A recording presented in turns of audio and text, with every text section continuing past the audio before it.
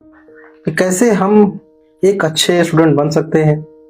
पिछले 11 वर्षों का मेरा शिक्षण कार्य का अनुभव और उसके साथ ही खुद की पढ़ाई का एक लंबा अनुभव मेरे पास है। उन अनुभवों को मैं संजोकर आप बीच में आज चर्चा करने वाला हूँ। कैसे हम एक अच्छे स्टूडेंट बन सकते हैं। यदि हमारे घर के बच्चे हैं तो कैसे वो अच्छे स्टूडेंट बन सकते हैं, या फिर आप खुद एक अध्यापक हैं या फिर आप खुद एक स्टूडेंट हैं, ये वीडियो आपके काम का है। इस वीडियो में जो हम इनसाइट्स आपके बीच में रखने वाले हैं, उन इनसाइट्स को अगर आप अपनी लाइफ में अप्लाई करते हैं, अपने बच्चों को बताते हैं, समझाते हैं, तो निश्चित तौर पर उनका भविष्य और अच्छा होगा और वो एक बेहतर स्टूडेंट बनकर एक अच्छा प्रदर्शन अपनी परीक्षाओं में और अपने लाइफ में भी कर पाएंगे। चलिए शुरू करते हैं। वो कौन कौन से प्रमुख लक्षण होते हैं जो एक विद्यार्थी के अंदर होना चाहिए जिससे वो अच्छा विद्यार्थी कहलाए। पहला एक लक्षण है, वो है अपने लक्ष्य निर्धारित होने चाहिए। अगर आप विद्यार्थी जीवन में हैं तो आप अपने एकेडमिक लक्ष्य को निर्धारित करें। आप कितने अंक पाना चाहते हैं किसी परीक्षा में, क्या इसके स्टेप्स हैं, उनको डिवाइड करें और उसी के अनुसार आप अपना फोकस और अपना डिटर्मिनेशन, अपना पूरा फोकस बना के उस पर रखें। एक बार जब आपने गोल सेट कर लिया सोच समझकर, फिर उसको प्राप्त करने के लिए आपको जो भी तकलीफें आए, आपको उनसे हटना नहीं है। लगातार आपको प्रयास करना है जिससे कि आप अपने लक्ष्य को एक समय जरूर प्राप्त करें। जितने भी टॉपर्स हुए हैं आज तक, वो सभी बच्चों ने, अगर आप उनसे बात करेंगे तो बताएंगे उन्होंने अपना एक गोल सेट कर रखा था। कैसे उन्होंने गोल बनाया और गोल के आधार पर उन्होंने अपनी पढ़ाई को डिवाइड किया छोटे छोटे स्टेप्स में, फिर जाके उस पर उन्होंने एक्शन लेना डेली शुरू किया। धीरे धीरे एक्शन लेते रहते महीने बीते, फिर साल बीते। जो ही साल पूरे हुए, परीक्षाएं हुई और उन्होंने बहुत अच्छे रिजल्ट प्राप्त किए। पर्टिकुलरली मेरा अनुभव जो रहा है, जब मैंने अपना एग्जाम दिया था हाई स्कूल का, उस वक्त यूपी बोर्ड के टॉपर थे सुप्रीत गुप्ता करके एक स्टूडेंट थे, उन्होंने टॉप किया था। उनकी मैंने मार्कशीट निकलवाई थी और फिर उनके नाम पर अपना नाम मैंने चिपका कर मैंने एक एज्यूम किया था कि मेरे भी नंबर ऐसे आने चाहिए। तो शायद मैं उन एग्जाम्स में, एकेडमिक्स में यूपी बोर्ड टॉप तो नहीं कर पाया, लेकिन अपने स्कूल में मेरा पहला रैंक जरूर आ गया था। इसके बाद सारे एकेडमिक्स में मेरे लगभग टॉप 3 में ही रैंक रही है जितनी भी पढ़ाई मैंने आगे की, क्योंकि मैंने अपने गोल सेट कर रखे थे। उन गोल्स का फायदा मुझे लगातार मिलता रहा है। सेकंड जो फायदा है जो स्टूडेंट के अंदर, छात्र के अंदर होना चाहिए, वो है अपने आप को ऑर्गेनाइज रखना चाहिए।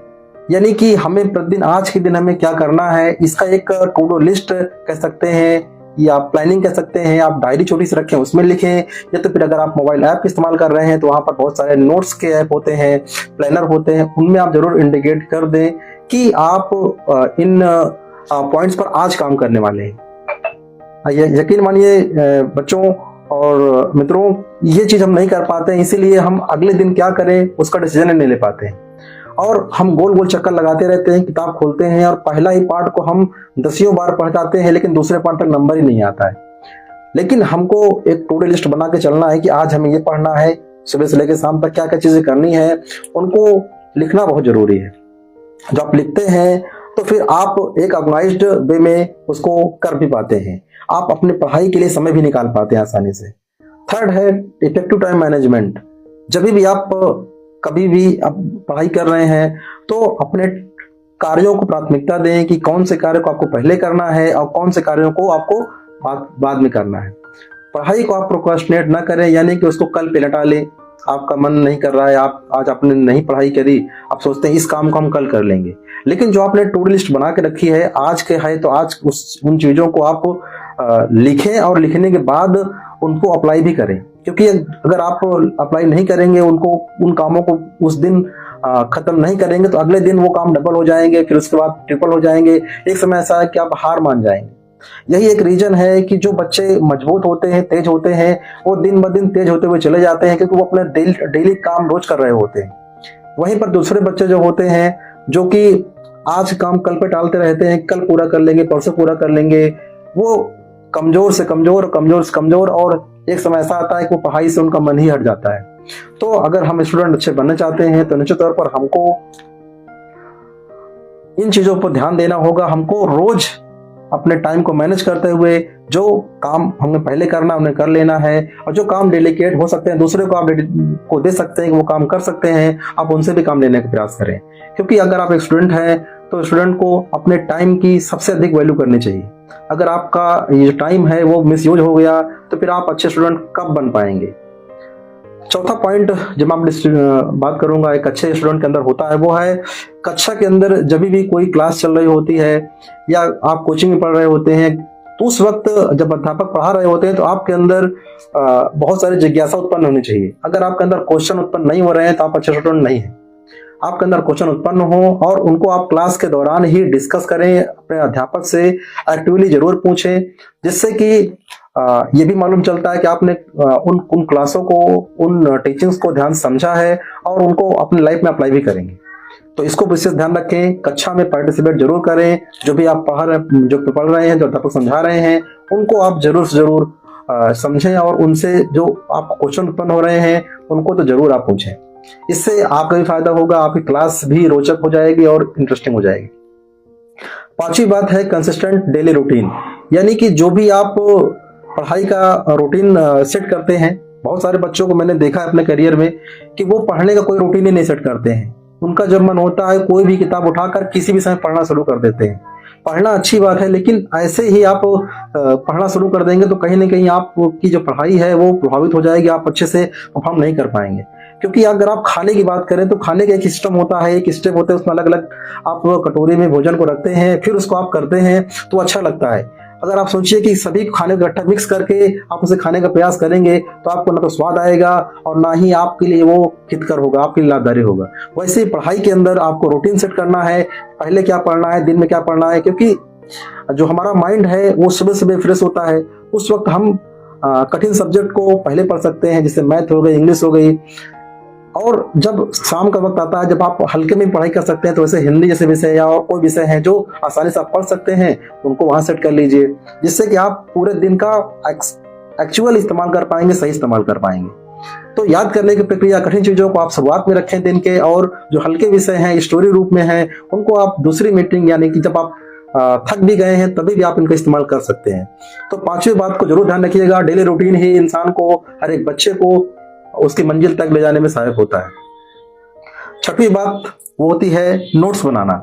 बहुत सारे बच्चे ऐसे होते हैं वो क्लास में सुनते रहते हैं, लेकिन अध्यापक ने कोई अच्छी बात कही, कुछ अच्छी बातें उन्होंने समझाई, उन बातों को वो केवल सुनते हैं और उनको लगता है कि मुझे ये आ गया है। लेकिन जहां तक मेरा मानना है, आप कहीं भी बैठे हुए हैं, अगर आप अच्छी बात आपको मिलती है तो कॉपी में कहीं ना कहीं आप छोटे पॉइंटर के रूप में उन बातों को जरूर लिख लें, क्योंकि हमारा जो दिमाग है वो कुछ समय तक याद रखेगा फिर भूल जाएगा, लेकिन कागज में लिखी हुई चीजें जल्दी भूलती नहीं। अगर आप भूल भी गए, दोबारा आप उसको देख लेंगे तो आपको वो सारी चीजें आपको फिर से याद आ जाएंगी। तो एक अच्छा स्टूडेंट हमेशा नोट्स जरूर बनाता है।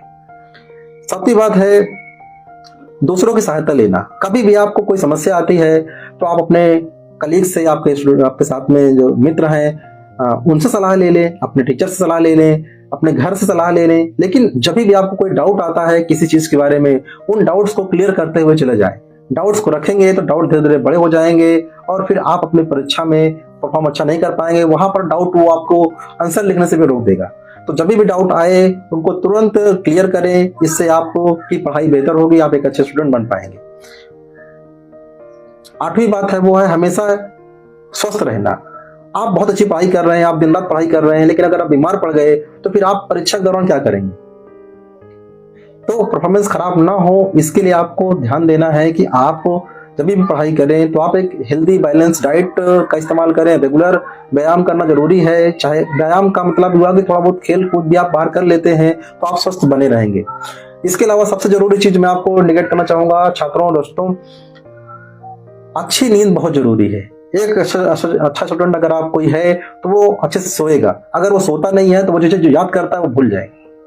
ये एक बहुत महत्वपूर्ण पॉइंट है। हमको लगता है कि हम 18 घंटे पढ़ाई कर लेंगे तो हम अच्छे बच्चे बन जाएंगे। ऐसा बिल्कुल भी नहीं होता है। अगर आप ठीक से सोएंगे नहीं तो जो भी डाटा आपने कलेक्ट किया है, जो भी ज्ञान आपने लिया है, वो शरीर के अंदर स्टोर ही नहीं होगा। आपको मैं फैक्ट बताऊंगा कि जब भी आप दिन में पढ़ाई करते हो उसका स्टोरेज रात में ही होता है। जब आप आराम से सोते हो उस वक्त वो परमानेंट मेमोरी में जा रहा होता है। अगर आपने ठीक से नींद नहीं ली तो जो चीज आपने दिन भर पढ़ी है वो सफा हो जाएगी, वो किसी काम की आने वाली नहीं। 9वीं बात मैं आपसे बताना चाहूंगा वो है हमेशा क्यूरियस रहें, यानी कि जिज्ञासु बने रहें और अपने अंदर एक उत्साह को संचार करते रहें। अगर आप अपने अंदर जिज्ञासा रखेंगे, उत्साह रखेंगे तो आपको सब्जेक्ट को पढ़ने में, कोई विषय पढ़ने में बहुत मजा आएगा और आप लंबे समय तक उनको पढ़ के उनका बेनिफिट उठा पाएंगे। जिस दिन आपको अपने सब्जेक्ट में पढ़ने में मजा आने लगा उस दिन आपको पढ़ाई से कोई दूर नहीं कर सकता है। हर एक स्टूडेंट जो आगे बढ़ा है उसको पढ़ने में जरूर मजा आया है, उसने मजबूरी में पढ़ाई नहीं करी है। अगर उसने पढ़ाई में अपने सब्जेक्ट में मन लगा दिया है तो फिर उसमें इतना आपको रस मिलता है कि फिर आप उससे दूर जा नहीं पाते हैं। आखिरी बात मैं आपको जो कहना चाहूंगा वो है अपनी जो भी प्रोग्रेस है, आप जो पढ़ाई कर रहे हैं उसकी मॉनिटरिंग करना बहुत जरूरी है। आप अपने आप को देखें कि अब मैं किन चीजों में लैग कर रहा हूँ, मेरे सब्जेक्ट हैं, मैं किन में समय नहीं दे पा रहा हूँ या किन सब्जेक्टों में मेरी कमजोरी है। उनके लिए आप अलग समय निकालें, उनके लिए अलग से टीचर से गाइडेंस लें और फिर उनको दूर करने का प्रयास करें। फाइनली जो एक मेरा मूल मंत्र है, कभी भी आप पढ़ाई कर रहे हैं तो आपके पास जो भी परीक्षा आप देने जा रहे हैं उसके परीक्षा का पैटर्न होना बहुत जरूरी है। किस तरह के क्वेश्चन आते हैं उसका पैटर्न हो। अगर पिछले साल के पेपर आपके पास अवेलेबल हो जाए तो ये बहुत अच्छी बात है। उन पेपर्स के आधार पर आप अपनी रणनीति को तैयार करके दिए गए 10 जो बातें मैंने भी डिस्कस करी हैं, अगर आपने नहीं सुनी है तो फिर से वापस सुन लें दोबारा से इस वीडियो को। रिकॉर्डेड वीडियो है, लाइव है लेकिन रिकॉर्ड हो जाएगा और उनके आधार पर अपनी तैयारी करें।